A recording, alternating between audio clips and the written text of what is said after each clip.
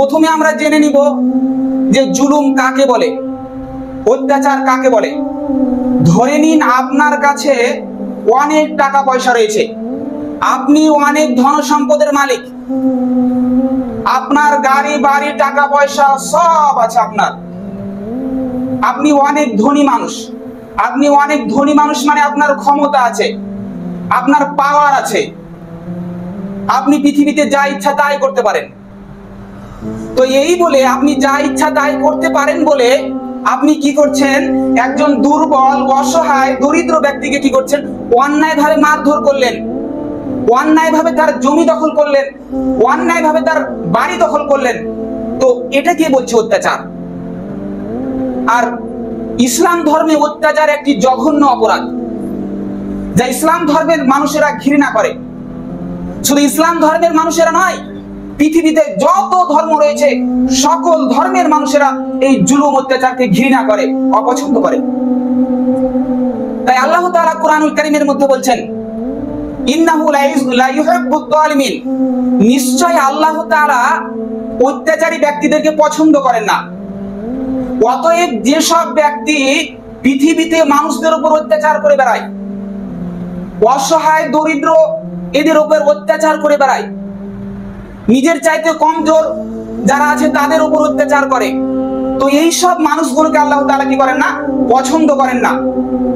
আর এই সব যারা জুলুম অত্যাচার করে তাদেরকে বলা হয় জালেম। আর আল্লাহ তাআলা জালিমদের সম্পর্কে সূরা মুমিন 18 নম্বর আয়াতের মধ্যে বলছেন, মা লিল যালিমিনা মিন হামিম ওয়ালা সাফিনি তাউ। মহান আল্লাহ তাআলা বলছেন, জালিমদের জন্য পরকালে কোনো দিন দরদি বন্ধু থাকবে না, তাদের জন্য কোনো সুপারিশকারী হবে না, তাদের জন্য কিয়ামতটা এত ভয়াবহ হবে, এতটা ভয়াবহ হবে যে তার পাশে দাঁড়াবার মতো লোক থাকবে না। কিয়ামতের দিনটা জালিমদের জন্য বড় ভয়াবহ দিন হবে।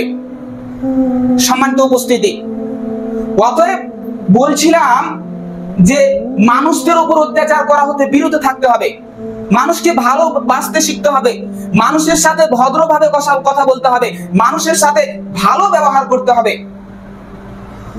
আর এই জুলুম অত্যাচার এটা আল্লাহর সাথে জড়িত পাপ নয়, এটা মানুষের সাথে জড়িত পাপ। এই পাপ যদি আপনি করেন, ধরেন আপনি একজন মানুষকে অন্যায়ভাবে এক চড় মেরেছেন, অন্যায়ভাবে বিনা কারণে আপনি একজন মানুষকে অন্যায়ভাবে মেরেছেন এক চড়, তো ওই পাপ আল্লাহ তাআলা বলছেন ক্ষমা হবে না, ওই পাপ আল্লাহ তাআলা ক্ষমা করবেন না।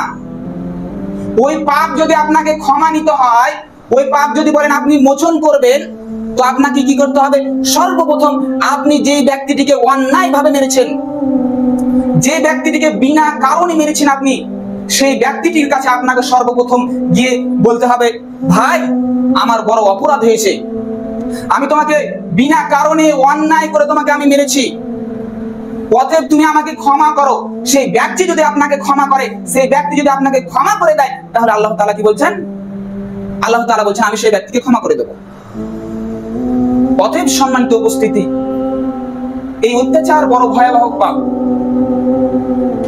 এই অত্যাচার মানুষের সাথে জড়িত পাপ। অতএব তার উপর অত্যাচার করা হতে বিরত থাকতে হবে। নিজের ক্ষমতা আছে বলে মানুষের উপর অত্যাচার করব তা নয়। আল্লাহ ক্ষমতা দিয়েছে, আল্লাহ টাকা পয়সা দিয়েছে আপনাকে, আপনি তাদেরকে সাহায্য করুন। যারা গরিব আছে, দরিদ্র আছে, আপনার টাকা পয়সা আছে, আপনি তাদেরকে সাহায্য করুন, তাদেরকে টাকা পয়সা দিয়ে আপনি সাহায্য করুন। সম্মানিত উপস্থিতি, বলছিলাম যে চলুন আপনাদেরকে একটি হাদিস বলি। হাদিসের রাবী হচ্ছে আবু হুরায়রা রাদিয়াল্লাহু তাআলা আন। তিনি বলছেন, আল্লাহ রাসূল সাল্লাল্লাহু আলাইহি ওয়াসাল্লাম একদা সাহাবীদেরকে বলছেন, এ সাহাবীরা, তোমরা কি বলতে পারো তোমাদের মধ্যে সবচেয়ে গরিব, সবচেয়ে অসহায়, সবচেয়ে দরিদ্র কোন ব্যক্তি? তখন সাহাবীরা আল্লাহ রাসূল সাল্লাল্লাহু আলাইহি ওয়াসাল্লামের প্রশ্নের উত্তর দিচ্ছেন।